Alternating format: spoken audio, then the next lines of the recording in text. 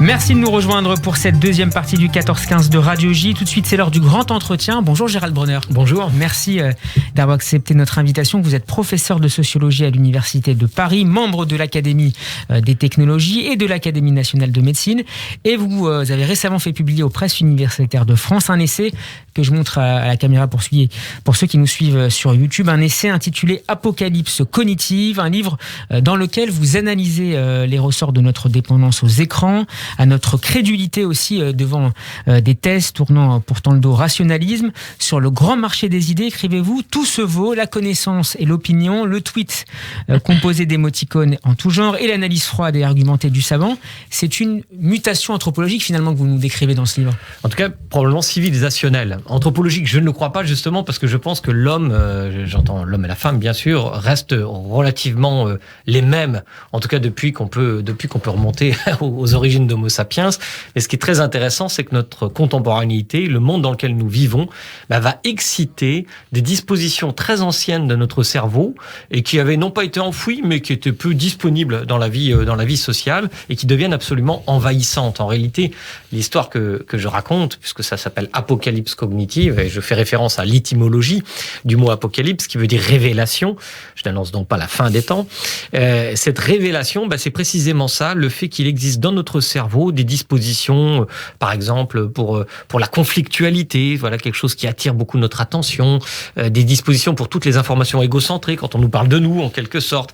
Et tout s'est organisé sur ce marché de l'information pour exciter ces pentes très anciennes de notre esprit.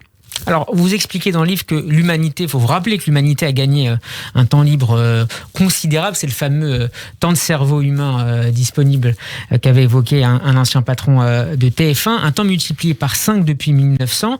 Qu'en a-t-on fait précisément ? C'est ça la grande question. C'est pour ça que je pense que le terme de mutation civilisationnelle n'est pas exagéré. On est vraiment à un carrefour. Il va nous falloir faire des choix. L'histoire n'est pas écrite dans le marbre. Mais cependant, il faut être très attentif car la situation est inquiétante. Justement, oui, ça commence par une bonne nouvelle. Nous avons beaucoup plus de disponibilité mentale que nos ascendants.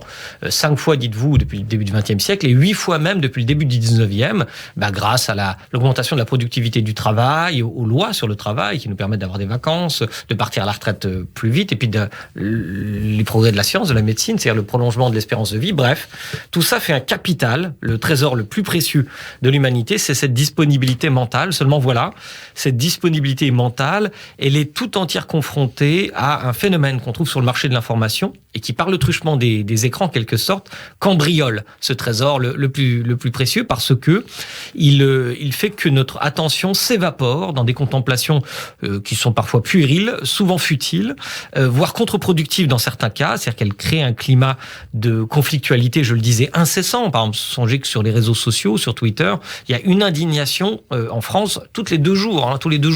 Donc c'est tout à fait considérable. Est-ce à dire qu'il faudrait finalement peut-être travailler davantage pour réduire cette disponibilité du temps qui est parfois mal utilisée ? Alors moi, il ne s'agit pas si vous voulez, d'avoir une position morale sur ces questions. C'est-à-dire que les gens contemplent, par exemple, ça c'est vrai dans tous les pays du monde, les premières vidéos qui sont regardées sont des vidéos pornographiques. C'est pas forcément facile à dire publiquement, mais c'est le cas. Je n'ai absolument pas de jugement moral vis-à-vis de ça. Je m'en contrefiche et je préfère vivre dans un monde où c'est possible que dans un monde où ça ne l'est pas. Seulement voilà, tout est une question d'équilibre. C'est-à-dire mauvais maître, bon esclave en quelque sorte. Comme pour toutes les technologies, les écrans sont des technologies absolument merveilleuses.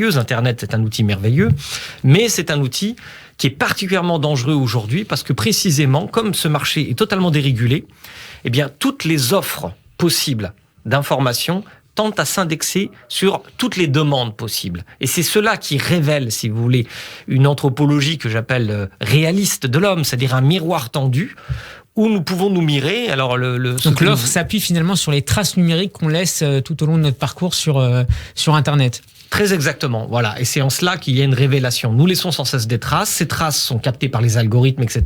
Et l'offre va de plus en plus nous faire des propositions qui vont dans le sens de nos attentes. Si vous êtes sur une plateforme par exemple, de séries télé, de films, les films, les séries qui vont vous être proposées vont ressembler à ce que vous avez déjà consommé. Et peu à peu, ce processus éditorialise le monde et nous enferme dans une figure en quelque sorte grimaçante de nous-mêmes. Ce n'est pas nous, mais nous ne sommes pas que cela. Et selon que l'on va décider de s'abandonner tout entier à ces traces et dire que finalement l'homme c'est ça, ou au contraire dire c'est pas vrai, ces traces sont totalement artificielles, c'est le marché qui les crée, et il y a rien de vrai là-dedans, eh bien selon la réponse qu'on va donner, on ne se confrontera pas de la même façon à cette apocalypse cognitive. Alors je crois que cette confrontation, c'est le moment ultime du récit politique, c'est-à-dire qu'il faut accepter ce visage grimaçant de l'humanité, sans être pétrifié, comme par le regard de la Gorgone Méduse. C'est pour ça que c'est la couverture de mon livre, c'est la tête de la Gorgone Méduse. Pour ne pas être pétrifié par cela, eh bien, il faut simplement accepter que nous sommes cela, mais que nous ne sommes pas que cela. Ce qui invite évidemment à une attitude beaucoup plus vertueuse vis-à-vis des écrans, mais non pas les éliminer. Et vous mettez en avant le phénomène de biais cognitif. Comment vous pourriez le définir pour nos auditeurs ? Tout simplement, un biais cognitif, ça fait partie, c'est une des facettes de cette apocalypse cognitive qui explique beaucoup des épidémies de crédulité. C'est simplement des dispositions à accepter des raisonnements qui paraissent vrais, mais qui en fait sont faux. Vous vous rappelez, Monsieur Fischer, tout à l'heure, dans votre journal, a bien mentionné le fait que 13 personnes qui meurent après s'être fait vacciner dans un pays du nord de l'Europe, ça n'a pas grande signification, c'est bien sûr dramatique, mais elles peuvent tout simplement être mortes de mort naturelle parce qu'elles étaient très vieilles, certains étaient en soins palliatifs. Mais notre cerveau, immédiatement, va faire une relation. Ça, c'est un biais qu'on appelle la confusion entre corrélation et causalité. Quand des événements arrivent ensemble, on a l'impression qu'ils sont liés par une cause. Alors, ça sera peut-être le cas, je n'en sais pas plus que vous. Mais en tout cas, il faut se méfier de cette intuition qui nous raconte une histoire qui pourrait bien être fausse. Et puis, par exemple, qui pourrait vous conduire à vous méfier des vaccins alors que c'est la seule solution thérapeutique qu'on a face à cette crise. Et cette confusion, ce biais, par exemple, on le retrouve dans toutes les croyances conspirationnistes. Les théories du complot, elles fondent leur raisonnement sur ce genre de choses. Deux choses arrivent en même temps, une simple coïncidence la plupart du temps, mais sans doute qu'en réalité, elles sont liées dans l'ombre par une puissance occulte qui cherche à nous nuire. Donc, c'est une manière aussi de nous valoriser, d'essayer de comprendre le monde à travers des liens. Il y a plein de choses qui expliquent l'attraction pour les théories du complot. Les biais cognitifs n'expliquent pas intégralement cette attraction, ils en sont une partie de ce phénomène, une partie de ce phénomène qui est lui-même une partie de cette apocalypse cognitive. Donc, vous voyez que le plan est relativement complexe. Alors nous sommes, Gérald Bronner, à 48 heures de l'investiture de Joe Biden aux États-Unis. Qu'exprimait selon vous la prise d'assaut du Capitole ? Ça prouve d'abord qu'il ne faut pas croire que les épidémies de crédulité restent confinées dans le monde numérique. Malheureusement, auquel cas elles auraient elles feraient des dommages sur notre vie sociale relativement négligeables. Malheureusement, ces flux de crédulité, ils sortent du monde numérique. Ils s'incarnent par exemple, possible. Exactement, par des violences dans le Capitole. Ils s'incarnent aussi par la méfiance contre les vaccins, par exemple, et par mille autres choses, par des attentats terroristes, tout simplement. Alors, ce que ça montre, c'est ça d'abord que ces flux sortent du monde numérique, et puis ensuite, on a vu que ces gens étaient animés d'une forme de rage, mais sans programme. C'est-à-dire qu'une fois arrivés dans le Capitole, ils ne savaient plus quoi faire. Ils se sont pris en selfie. Alors, il y a eu des morts, il y a eu de la violence, mais finalement, ils n'avaient aucun programme politique à mettre en œuvre. Mais ils étaient poussés par la certitude d'avoir été volés. Exactement. Pas de programme, ça ne veut pas dire pas de récit. Il y avait un récit très fort qui était celui d'une manipulation des élections, bref, d'une trahison de la démocratie. Et c'est probablement ça l'héritage de Donald Trump politiquement. Je ne sais pas s'il survivra politiquement à cette élection, on verra. Je ne vois pas dans l'avenir, mais ce qui est sûr, c'est que son mandat a laissé des traces dans les représentations collectives, et en particulier pour ce qui est de la diffusion de certaines théories du complot, puisque on s'en souvient, Donald Trump était entouré à certains moments de théoriciens du complot. Puis surtout, on voit dans les enquêtes que, par exemple, l'idée qu'il y a un État profond aux États-Unis, c'est-à-dire qu'en fait, la démocratie ne serait qu'un pur théâtre d'apparence, mais les vrais pouvoirs seraient détenus par des pouvoirs occultes. Oui, ça rappelle un peu des thèmes qui ont traversé le XXe siècle dramatiquement. Eh bien, ces thèmes-là ont malheureusement percé dans l'opinion publique américaine, et pas qu'aux États-Unis, d'ailleurs un peu partout.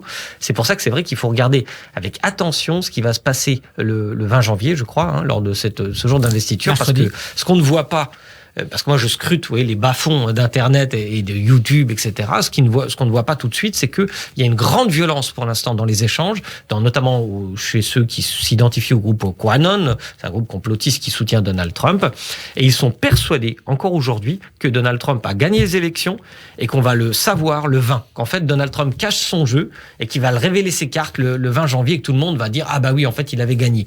On est d'autant plus crédule finalement quand on croit s'attacher à dénicher la vérité qu'on nous cache finalement. Oui, c'est une des grandes mécaniques du complotisme, si vous voulez, c'est de chercher des anomalies dans le réel. Mais plus il y a d'informations disponibles dans l'espace public, et c'est exactement à cette situation où on se trouve, il n'y a jamais eu autant d'informations dans toute l'histoire de l'humanité disponibles pour tous. Et quand vous avez beaucoup d'informations, des photos, des vidéos, des déclarations, je sais pas moi, si Donald Trump fait une conférence et qu'on voit un drapeau derrière, eh bien les complotistes vont interpréter l'arrière-fond de ce qui est en train de se produire comme étant significatif.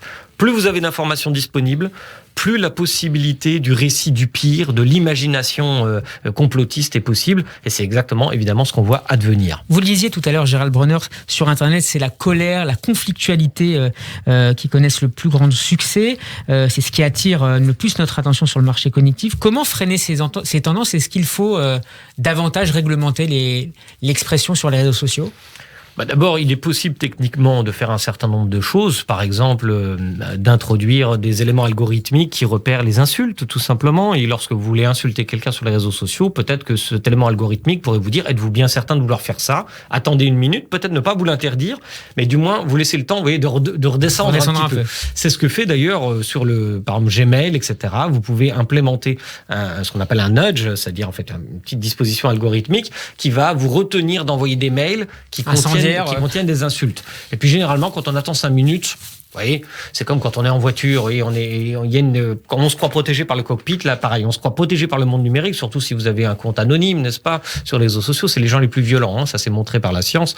Les gens qui ont un compte anonyme, c'est un élément qui prédit assez facilement le recours à l'insulte, le recours à la menace, etc. Bon, je donne tous ces éléments dans mon livre. Donc voilà, ce genre de choses. Il y a une éducation évidemment au numérique à faire vis-à-vis des plus jeunes. Mais il y a quand même des efforts de régulation que les grandes plateformes doivent faire. Une dernière question. Comment le discours politique s'est adapté à l'évolution de notre perception des choses, à la primauté parfois, j'espère pas toujours, mais de l'hémisphère droit sur l'hémisphère gauche? Eh bien, d'ailleurs, c'est plutôt l'hémisphère antérieur sur l'hémisphère postérieur, à vrai dire, mais en réalité, c'est ça le plus dramatique, c'est que le discours politique, comme le discours journalistique, tente à s'adapter à la demande supposée, ce que j'appelle la démagogie cognitive. Les journalistes, comme un peu les politiques d'ailleurs, ne peuvent survivre, et beaucoup d'entre nous, que s'ils arrivent à capter de l'attention. Et dans cette cacophonie mondiale qui est devenue le marché de l'information, pour capter l'attention, ça devient de plus en plus dur. Donc la tentation est grande de faire une proposition, par exemple politique, qui va dans le sens de l'attente de la majorité de nos concitoyens. Merci beaucoup Gérald Bronner d'avoir été mon invité. Je rappelle le titre de votre nouveau livre, Apocalypse cognitive, paru au PU. Votre interview est à retrouver sur notre site et en vidéo sur notre page YouTube. Bel après-midi à vous. Merci vous aussi.